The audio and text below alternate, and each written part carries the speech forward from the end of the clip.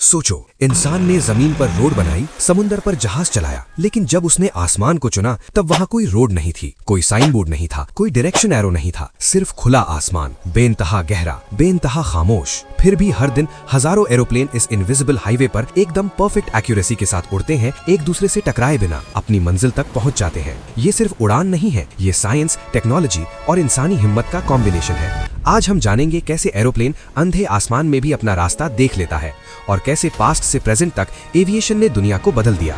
सोचो, आप जमीन से 35,000 फीट ऊपर हो, नीचे सिर्फ बादल हैं, आगे सिर्फ खुला आसमान, न कोई रोड, न कोई निशान, न कोई ट्रैफिक सिग्नल। फिर भी एरोप्लेन बिल्कुल सही डायरेक्शन में उड़ता हुआ अपनी मंजिल तक पहुंच जाता है। ये देखकर लगता है जैसे आसमान में कोई इनविजिबल हाईवे बना हो, लेकिन असल में वहां कुछ भी नहीं होता। सवाल यह है कि जब ऊपर कोई रास्ता दिखता ही नहीं तो एरोप्लेन अपना पाथ कैसे फॉलो करता है। अगर हम वक्त को पीछे ले जाएं, लगभग 80 या 100 साल पहले, तब एविएशन बिल्कुल अलग थी। उस वक्त न जीपीएस था, न रेडार, न डिजिटल मैप्स।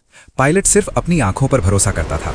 वो नीचे जमीन को देखता था और रिवर्स को फॉलो करता था, हाईवेज को पहचानता था, माउंटेन्स और कोस्ट लाइन से डायरेक्शन समझता था।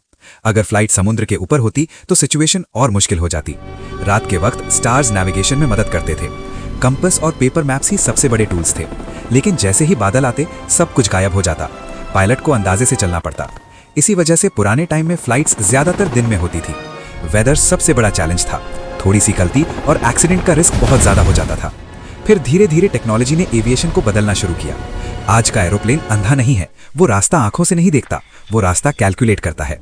मॉडर्न एयरक्राफ्ट जीपीएस सिस्टम से कनेक्टेड होते हैं। आसमान में घूम रहे सैटेलाइट्स लगातार सिग्नल्स भेजते रहते हैं।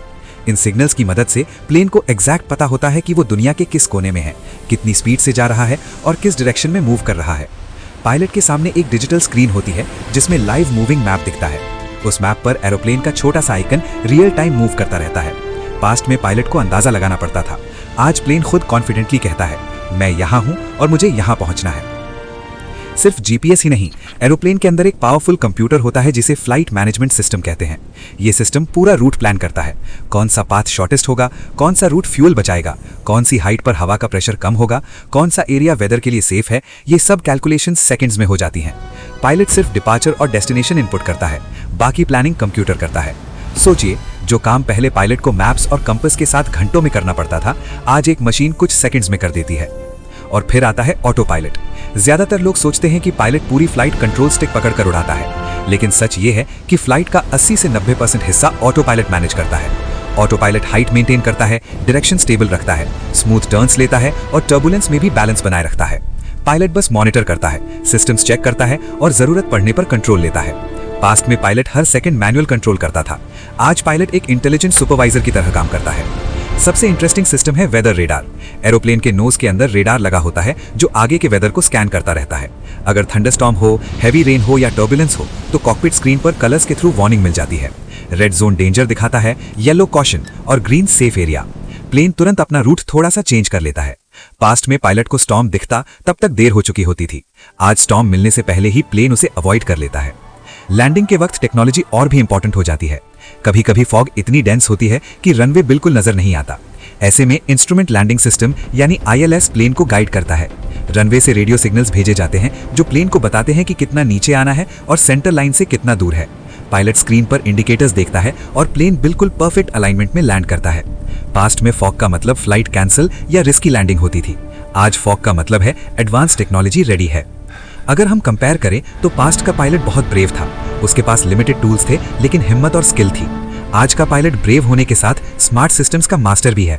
टेक्नोलॉजी ने इंसान को रिप्लेस नहीं किया बल्कि उसकी कैपेबिलिटी को मल्टीप्लाई कर दिया।